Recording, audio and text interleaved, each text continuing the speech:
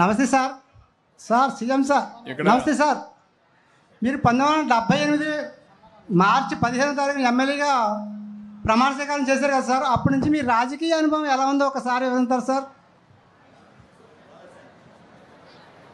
Sir నమస్తే sir.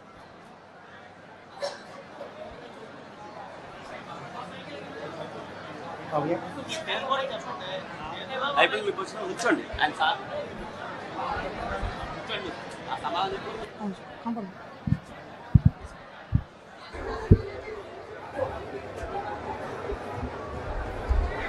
ఏం తమ్ముడు నీ పేరేంటి? భాస్కర్ రావు సార్. అడబాల భాస్కర్ రావు గారు.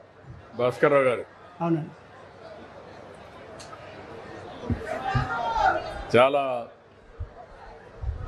సంతోషం భాస్కర్రావు గారు. అవును సార్. నీకు ఎవరికి రాని ఆలోచన వచ్చింది.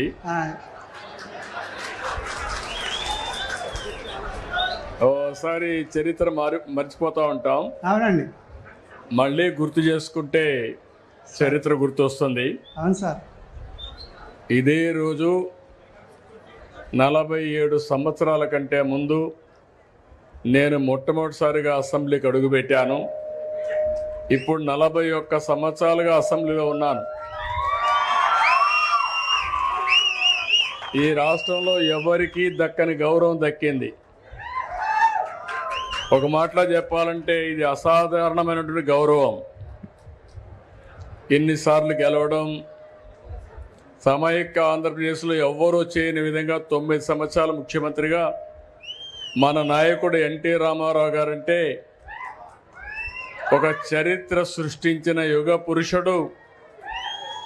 అలాంటి యుగ పురుషుడి దగ్గర నేర్చుకున్న తర్వాత 9 సంవత్సరాలు అందరికంటే ఎక్కువ సమయం ముఖ్యమంత్రిగా ఉండే అవకాశం మీరు నాకు ఇచ్చారంటే అదే నేను చూపించిన చొరవ, పట్టుదల.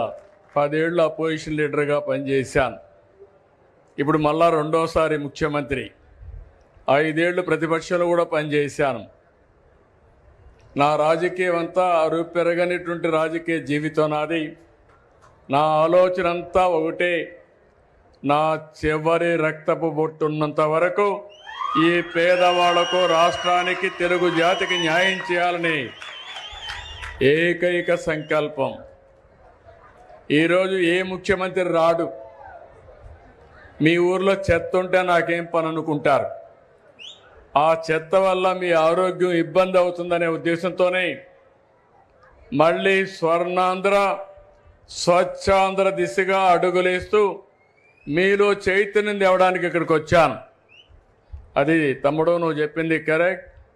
నా ఒకటే చూస్తారు మీరు, ఇంతవరకు ఎంత పనులు చేశానో రాబోయే 5-10 సంవత్సరాల్లో దానికంటే ధీటుగా పనిచేసి ఈ రాష్ట్రంలో ఉండే ప్రతి ఒక్కరి భవిష్యత్తు బంగారు భవిష్యత్తు చేసే విధంగా అడుగులేస్తా. నేను చేయడానికి సిద్ధంగా ఉన్నాను, కానీ నన్ను ఉపయోగించుకోవడానికి మీరు కూడా సిద్ధంగా ఉండాలి. 2 విధాలు వస్తేనే సాధ్యం. అట్లా కాకుండా మీరు చేయండి, మేము చూస్తూ ఉంటామంటే మొయిరాని భారం నా మీద ఉంది. నన్ను ఒక్కడే వదిలిపెడితే ప్రాబ్లం వస్తుంది. మీరు చేయూత ఇవ్వండి, అడుగు అడుగు కలిసి పయనిద్దాం. మళ్ళీ భారతదేశంలో రాబోయే 23 సంవత్సరాల్లో నెంబర్ 1 స్టేట్గా తయారు చేసే బాధ్యత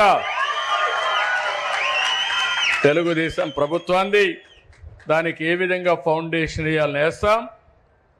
చాలా పగడ్బందీగా కార్యక్రమాలు చేపడతాను. థ్యాంక్ యూ మా.